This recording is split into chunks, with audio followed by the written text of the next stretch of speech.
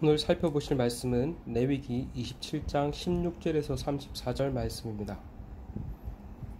만일 어떤 사람이 자기 기업된 밭 얼마를 성별하여 여호와께 드리려 하면 마지기 수대로 내가 값을 정하되 보리 한 홀매 질기에는 은 50세겔로 계산할지며 만일 그가 그 밭을 희년으로부터 성별하여 드렸으면 그 값을 내가 정한 대로 할 것이요 만일 그 밭을 희년 후에 성별하여 드렸으면 제사장이 다음 희년까지 남은 연수를 따라 그 값을 계산하고 정한 값에서 그 값에 상당하게 감할 것이며 만일 밭을 성별하여 드린 자가 그것을 물으려면 내가 값을 정한 돈에 그 5분의 1을 더할지니 그리하면 그것이 자기 소유가 될 것이요 만일 그가 그 밭을 무르지 아니하려거나 타인에게 팔았으면 다시 무르지 못하고 희년이 되어서 그 밭이 돌아오게 될 때에는 여호와께서 바친 성물이 되어 영영이 드린 땅과 같이 제사장의 기업이 될 것이며 만일 사람에게 샀고 자기 기업이 아닌 밭을 여호와께 성별하여 드렸으면 그는 값을 정하고 제사장은 그를 위하여 희년까지 계산하고 그는 내가 값을 정한 돈을 그날에 여호와께 드려 성물로 삼을지며 그가 판 밭은 희년에 그 판 사람 곧 그 땅의 원주인에게로 되돌아갈지니라. 또 내가 정한 모든 값은 송수의 세겔로 하되 20게라를 한 세겔로 할지니라. 오직 가축 중에 처음 난 것은 여호와께 드릴 것이니라. 소나 양은 여호와의 것이니 누구든지 그것으로는 성별하여 드리지 못할 것이며 만일 부정한 짐승이면 내가 정한 값에 그 5분의 1을 더하여 물을 것이요 만일 무르지 아니하려면 내가 정한 값대로 팔지니라. 어떤 사람이 자기 소유 중에서 오직 여호와께 온전히 바친 모든 것은 사람이든지 짐승 가축이든지 기업에 바치든지 팔지 못하고 무르지도 못하나니 바친 것은 다 여호와의 지극히 거룩함이요 온전히 바쳐진 그 사람은 다시 무르지 못하나니 반드시 죽일지니라. 그리고 그 땅의 10분의 1 곧 그 땅의 곡식이나 나무 열매는 그 10분의 1은 여호와의 것이니 여호와의 성물이라. 또 만일 어떤 사람이 그의 11조를 물으려거든 그것에 5분의 1을 더할 것이요 모든 소나 양의 11조는 목자의 지팡이 아래로 통과하는 것에 10번째 것마다 여호와의 성물이 되리라. 그 위를 가리거나 바꾸거나 하지 말라. 바꾸면 둘 다 거룩하리니 무르지 못하리라. 이것은 여호와께서 시내산에서 이스라엘 자손을 위하여 모세에게 명령하신 계명이니라. 아멘. 26장까지 모든 율법이 선포되었습니다. 26장은 율법에 순종하는 자에게 내려질 축복과 율법을 불순종하는 자에게 내려질 저주가 나왔습니다. 그리고 율법을 불순종하여 저주를 받았다 할지라도 회개하면 회복시켜 주시겠다고 하나님께서 말씀하셨습니다. 그런데 26장은 이렇게 마칩니다. 26장 46절입니다. 그것이 여호와께서 시내산에서 자기와 이스라엘 자손 사이에 모세를 통하여 세우신 규례와 법도와 율법이니라. 이어지는 27장은 부록과 같이 하나님께 하는 서원과 11조에 관한 규례가 나옵니다. 먼저 서원은 율법으로 규정된 것이 아니라 기본적으로 개인적인 결심과 자원하는 마음에 기초합니다. 그러나 서원을 하는 순간 반드시 그 서원을 지켜야 했습니다. 그래서 27장은 만일 사람이 무엇을 하면이라고 말이 반복됩니다. 어제 본문인 1에서 15절은 사람, 짐승, 자기의 집을 하나님께 드리기로 서원한 경우에 어떻게 해야 되는지에 관한 규례가 나왔습니다. 이어지는 오늘 본문은 기업을 드리기로 한 서원을 말하고 있습니다. 먼저 10에서 26절에서 24절은 자신이 소유하고 있는 기업 밭 중 일부를 하나님께 드리기로 서원한 경우가 나옵니다. 16절을 보니 밭을 성별하여 하나님께 드리면 마지기 수대로 값을 정하여 드려라 라고 말합니다. 여기서 마지기란 씨앗의 번역인데 씨앗을 심을 수 있는 크기에 따라 값을 정하여 드려야 했습니다. 즉 밭을 직접 드리는 것이 아니라 소난 밭의 크기에 따라 돈으로 지불한 것입니다. 그 기준값이 보리 한 호멜지기인데 이것은 보리 한 호멜 씨앗을 심을 수 있는 땅을 가리킵니다. 보리 한 호멜을 심을 땅당 50세겔로 계산하는데 이는 일반 노동자의 5년치 임금에 해당될 만큼 많은 액수였습니다. 본래 보리 한 호멜은 1세겔에 거래되었습니다.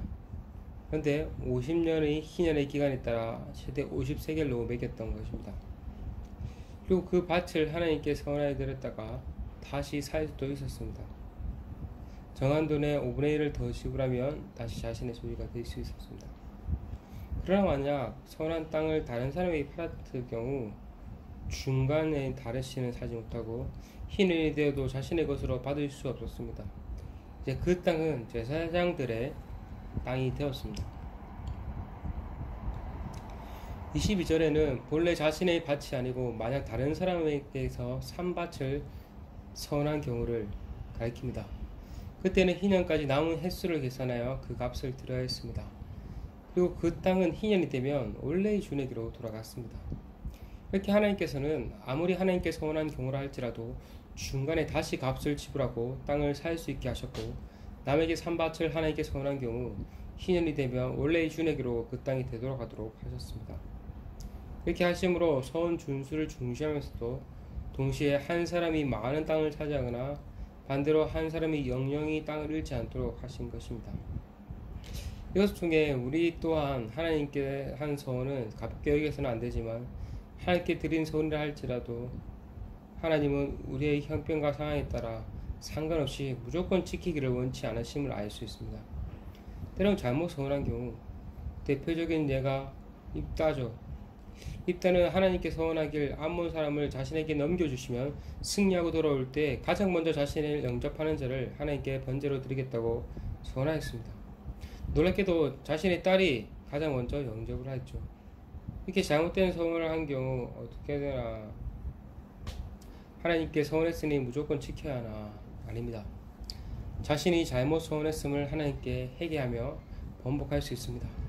하나님, 우리가 잘못 서원한 경우 어떻게 해서라도 그 서원을 이행하기 원치 않으십니다. 중요한 것은 쉽게 함부로 서원하지 말아야 한다는 것과 또한 우리의 부주의와 우리의 연약함으로 잘못 서원한 경우 하나님께 회개함으로써 또 바로 잡을 수 있습니다. 26절은 하나님께서 서원하면서 성결하여 드릴 수 없는 것도 있다고 말합니다. 그것은 소나 양처럼 처음 난 것입니다. 이것들은 본래 하나님께 속한 것이기에 하나님께 성결하여 드릴 수 없다라고 말을 합니다. 그리고 28절을 보면 여호와께 온전히 바친 것에 관한 규례가 나옵니다. 그것을 헤렘이라고 하는데 이것들은 사거나 팔지 못하고 반드시 죽여야만 했습니다. 그 대표적인 예가 여리고성 전쟁입니다. 요수아 6장을 보면 하나님께서 여리고성에 있는 모든 것은 여호와께 온전히 바치라고 말씀하셨습니다. 사람이든 짐승이든 모두 진멸하라고 말씀하셨습니다. 이것은 죄에 대해 심판하시는 공의의 하나님의 모습을 보여줍니다. 사실 우리 또한 죄로 인해 하나님께 진멸받아야 마땅할 존재였습니다. 그러나 우리 대신 예수님께서 진멸을 당하셨고 우리가 살 수 있었던 것입니다. 이제 30절에서 33절은 마지막으로 11조에 관한 규례가 나옵니다. 땅의 곡식이나 나무 열매의 수확의 10분의 1은 여호와께 드려야 했습니다. 그런데 문제는 가축의 경우 10분의 1을 드리는 것이 조금 복잡했습니다. 가축의 11조를 들 때 모든 가축을 목자의 지팡이 아래로 지나가게 해서 10번째 짐승을 11조로 드리게 하라고 말을 하고 있습니다. 이것은 가축 중 우열을 가려 덜 좋은 것으로 드리지 않도록 하기 위함입니다. 이렇게 레위기는 서원과 11조에 관한 규례로 마치고 있습니다. 이것은 무엇을 가리킵니까? 하나님께서 받으려고만 하는 기복신앙이 아니라 하나님께서 우리에게 베푸신 것을 깨트려 드릴 수 있어야 한다는 것입니다. 사실 우리에게 주어진 모든 것은 다 하나님으로부터 온 것입니다. 모든 것이 하나님으로부터 왔으니 그것을 하나님께 내어 드릴 수 있어야 합니다. 우리 또한 주신 물질, 시간, 재능 그것들을 청지기로서 이 땅에서 잘 감당하기 소원합니다. 하나님께서는 우리가 그것들을 이 땅에서 잘 사용하고 주님께 오시기를 원하십니다. 바라기는 내 것이 아닌 하나님께서 나에게 잠시 맡긴 주신 거라는 것을 기억하시며 청지기로서 그 역할들을 오늘도 잘 감당하시기를 소망합니다. 시간 함께 오늘 말씀을 붙잡고 기도했으면 좋겠습니다. 오늘 이 말씀을 따라서 우리가 하나님께 온전히 우리의 것들을 드려 헌신할 수 있는 우리 모두가 될 수 있기를 기도했으면 좋겠습니다. 공동체 위에도 하나님께서 하반기 사역 가운데도 은혜를 베풀어 주시고 넉넉히 잘 감당할 수 있기를, 또한 오늘부터 새롭게 계약하는 한국학교 가운데 우리 아이들이 담대한 마음을 가지고 하나님께 넉넉하게 잘 감당할 수 있도록 은혜를 허락해 달라고 시간 함께 기도하시며 나가시겠습니다. 함께 기도하시겠습니다.